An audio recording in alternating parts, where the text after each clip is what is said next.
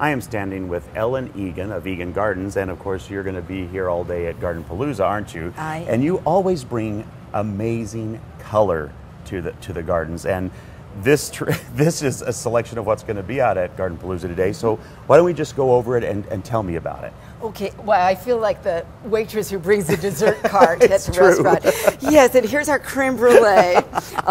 Starting with the more simple things like a creme brulee, there are the succulents, where it's just the subtlety of the foliage and all the different colors and shapes. Look at this one with the sort of blue and purple lights to it and the sheen. And they have such rich textures. Yeah, and they can handle hot, dry conditions. Nice. So if you're somebody who doesn't get out and water your containers very often, succulents are wonderful for that. Look at this guy, it's totally weird. Yeah, I absolutely love it though. There's just so much, there's so many different things of the same family of plants. Yeah, and you got to resist the urge to squish their leaves. You want to squish the leaves. Don't. They're better if you don't. Here, I'll set these now to you the talk side. about some amazing color. Geraniums always take my breath away. Oh, and they are such good plants. You can plant them out earlier than most things because they're very cold tolerant. They'll keep blooming longer into the fall than most things because they're really cold tolerant. But they keep blooming all summer because they're really heat tolerant. And do you think, do you suggest fertilizing them? Do you think they're a heavy feeder to really get a bunch of blooms? Moderately heavy feeding. They don't need tons of attention to it, but they definitely bloom better and look better if they get regular fertilizer. I like the Proven Winners brand fertilizer. It's got the right balance of things that they need. Because these are just exquisite. Yeah, look at that. Look when you put those two together, it's like scintillating. It is indeed. And there's so many things that have, I've noticed this year, as even on this card alone, there's so many plants that have this almost neon looking color to them. These new plants here are, to me, just pop with color. Yeah, well, the really ultra bright colors have been popular the last few years, and of course we try to stay up with what's popular. So yes, neon magenta, I mean this with the intense pure blue, I love those together. I mean, it's a vivid coloration. Yeah, if the sun shines on these, it just pops your eyes out. Wow. And these are going to be, how long of a blooming time are these at? These are a good spring bloomer and only a moderate summer bloomer. So these are the things to get you through this chilly weather until you can really do your planting in May. These will handle the cold that April sometimes brings us without getting hurt. Really, really beautiful. What else do you got for us? Ooh, more things that handle the cold. Of course, here are other colors of those Cinettis. These are called Cinetti pericalis, by the way. They're a lot like the old cinerarias, but definitely a longer bloom season than cinerarias. Well,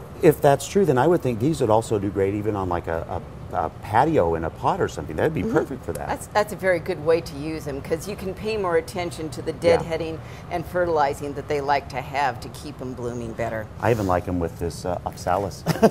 I love them with the oxalis. Look at when you take the bicolors with the soft shades and put it with that deep, rich wine color. This is Charmed Wine Oxalis.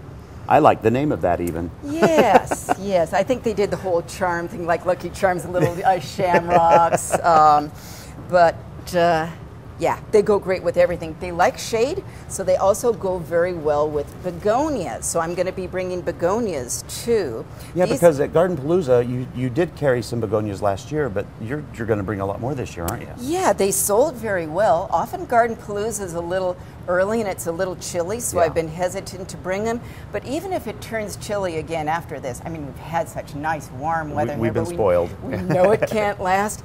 If it turns cold, just take them in the house for a week or two. They're a nice house plant as long as you don't try to keep them in forever. And then they can go out permanently toward the end of April.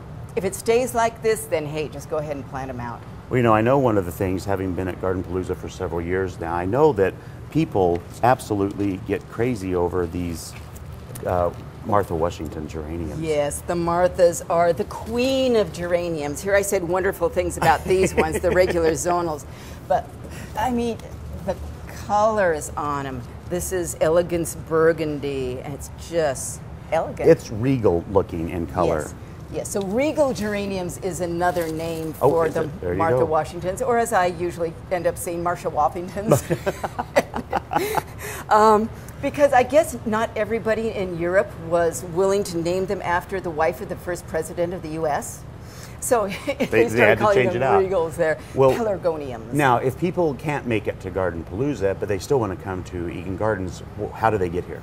We are near the Brooks exit of the freeway, so we're a Salem address, but you don't have to go into Salem if you're from out of town. We're real easy to get to. The Brooks exit is exit 263, the next one south of Woodburn and north of the Salem and Kaiser exits.